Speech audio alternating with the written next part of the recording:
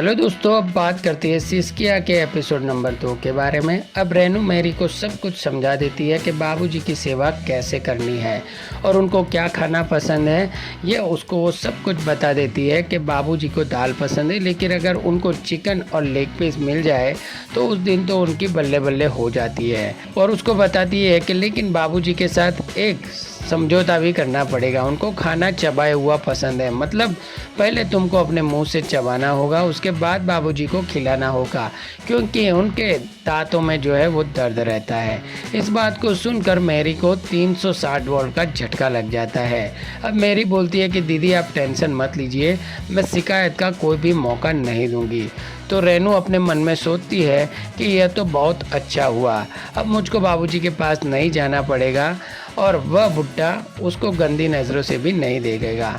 अब ससुर जी रहने को अपने पास बुलाते हैं और उसको बोलते हैं कि बहू मेरी दवाई लेने का वक्त हो गया है, तुम जल्दी से मेरी दवाई दे दो। तो रानू बोलती है कि बाबूजी आज के बाद तुम्हारी सेवा ये नई वाली नर्स करेगी और वह तुमको दवाई भी दे देंगी। इसको देखकर दोस्तों इस बुड्ढे के अंदर घंटी बजने लगती है और वह बोलता है कि मुझको नहीं लगता कि जिस तरह तुम मेरी सेवा कर पाती हो उसी तरह मैरी भी मेरी सेवा कर पाएगी। तो मैरी बोलती है कि आप टेंशन मत लीजिए बाबूजी, आप मुझको एक मौका दीजिए, आपको मज़ा ना आए तब कहना।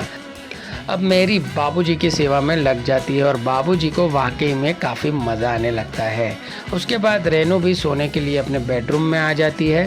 तो अचानक यहाँ पर रेनू का मूड बन जाता है और वह अपना मूड फ्रेश करने के लिए अपने पति के साथ ज़बरदस्ती करने लगती है। तो उसका पति बोलता है कि तुम क्या कर रही हो, छोड़ो मुझको और सो जाओ, आज मेरा मन नहीं है। उसके बाद रेनू का दिमाग खराब हो जाता है और वह गहरी नींद में सो जाती है। और दोस्तों उसको सोता देखते ही उसका पति मौका देखते ही मैरी के कमरे में आकर उसके साथ मज़े लूटना शुरू कर देता है। अब सुबह होती है, रेनू काफ़ी कंफ्यूज रहती है।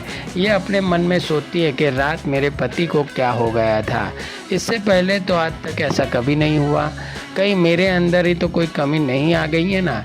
चलो मैं छोटू पर ट्राई करके देखती हूँ, वैसे भी छोटू हर समय मुझको देखता रहता है।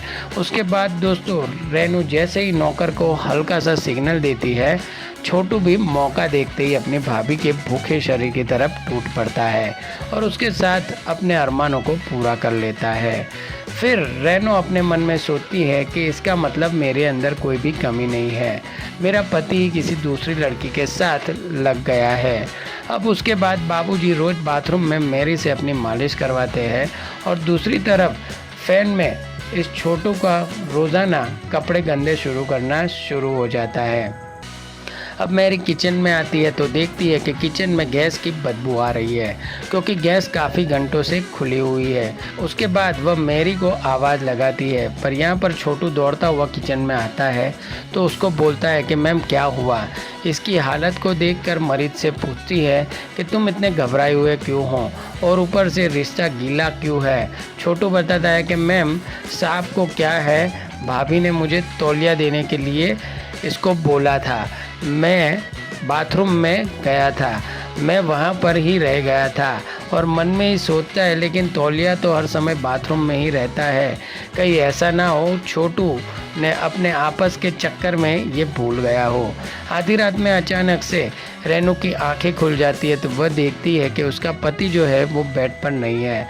उसके बाद वह अपने पति को ढूंढने के लिए कमरे से बाहर आती है तो यहाँ पर मैरी के कमरे से कुछ गंदी वाली आवाज़ें सुनाई देती है और जब वह चोरी से खिड़की से झांक कर देखती है तो पता चलता है कि उसका पति तो मैरी के साथ रंगरलियाँ मना रहा है।